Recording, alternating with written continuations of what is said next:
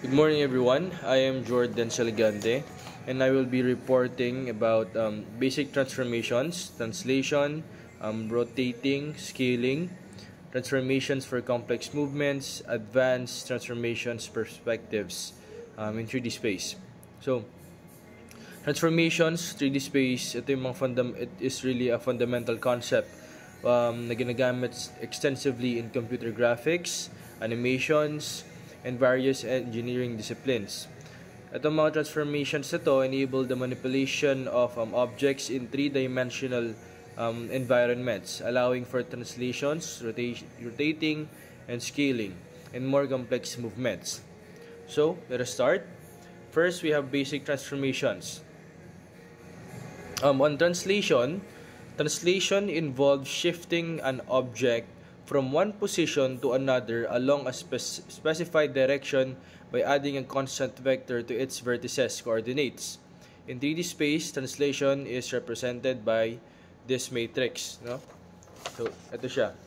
Hindi medyo naka-mirrored siya, pero just imagine this one, 'di ba?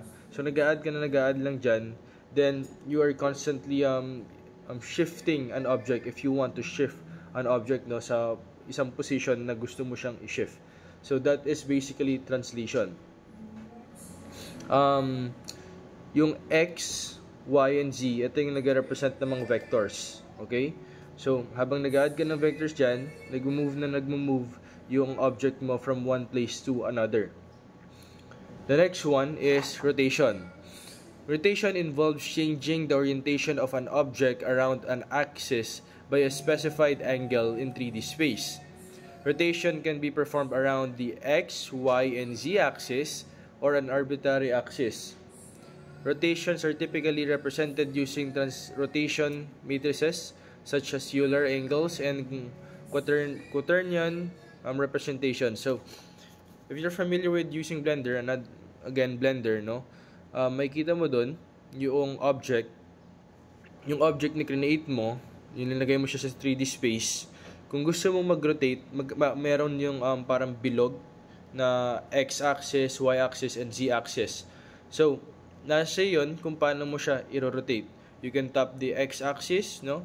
Pwede mo siyang igalaw using your mouse at magpapalit yon ng rotation. And you can also do in y-axis, and x-axis, and z-axis, so on and so forth. So that is for me the best representation kung paano i-define itong rotation na to. And also we have scaling. Scaling involves resizing an object uniformly or along individual axes.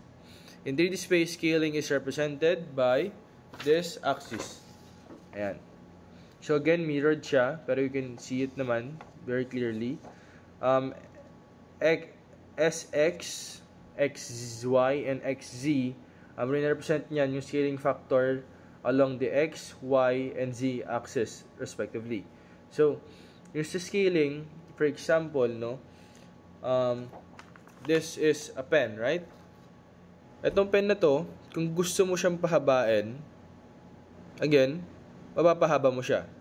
So that is already called scaling, no? So kung gusto mo siyang palaparin, in-scale mo siya, hinatak mo siya dito along the sabihin natin y-axis, no? Hinatak mo siya, lalapad siya. So nandoon lang 'yon. So that is what we call scaling. Now, we move on forward to transformations for complex movements. We have combined transformations. Objects in 3D space often undergo multiple transformations simultaneously. These transformations can be combined into a single transformation matrix, enabling efficient computation and application of transformations. We also have hierarchical transformation. Hierarchical transformation involves applying transformations to objects relative to their parent objects. Transformations. The hierarchical structure allows for complex movements and animations by combining logical and global transformation. We also have interpolation. Interpolation techniques such as linear interpolation, LERP, or spherical linear interpolation, SLERP, are used, no, para mas smooth yung transition natin between different transformations. So, ito yung ginagamit natin para magkaroon ng fluidity dun sa movements ng animation. Next, we have advanced transformations. So, ito na yung mga advanced transformation natin. We have perspective transformations. Perspective transformation is a crucial aspect of rendering 3D scenes to create the illusion of depth and distance. It involves transforming objects' coordinates from 3D space to 2D space, considering the viewer's perspective. Perspective transformation matrices project 3D points into a 2D plane, accounting for shortening and depth perception. So, perspective transformation, andun na yung sa pangalan niya, yung sa perspective. Sa perspective yun ng user.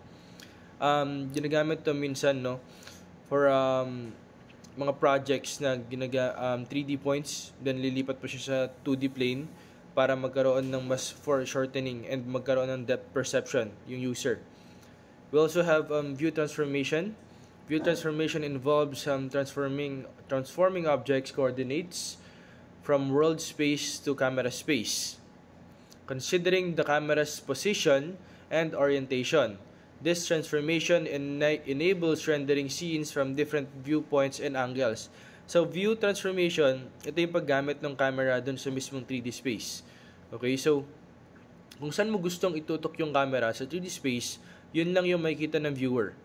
So, kapag linipat mo siya in different kinds of positions, magkakaroon din ng different angles and perspective yung viewer natin.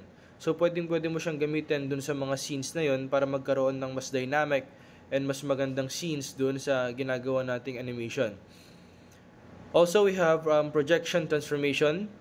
Projection transformation involves projecting objects' coordinates from camera space to screen space, mapping 3D points into 2D viewing plane. Projection matrices are used to perform perspective or orthographic projections affecting the final rendering of 3D scene. So this is also important, no? Yung sa pag-map natin ng 3D points dun sa into 2D viewing plane natin para mas magkaroon ng mas malinaw na view yung ating user, mas maganda, mas maging dynamic. So, in conclusion, transformations in 3D space plays a very crucial role in computer graphics, animation, virtual reality, and other fields. Understanding basic transformations such as relation, rotation, and scaling, as well as more advanced concepts like perspective transformation, is very essential for creating realistic and engaging 3D experiences. By mastering yung mga concepts na to, yung mga developers, designers, katulad natin in the future can manipulate objects in 3D space to create stunning visual effects and immersive environments. So this is very important to learn, especially for us BSCMC students. Dahil pag-graduate namin, kailangan namin itong mga to. These are very essential fundamentals in the things that we do, in the work that we do. Because dahil dito, mas magiging maganda yung work na puproduce natin. Mas magiging realistic siya, mas magiging engaging yung mga magagawa nating 3D experiences. So we really have to master this and have a very deep understanding of these fundamental concepts. So that is all. Thank you.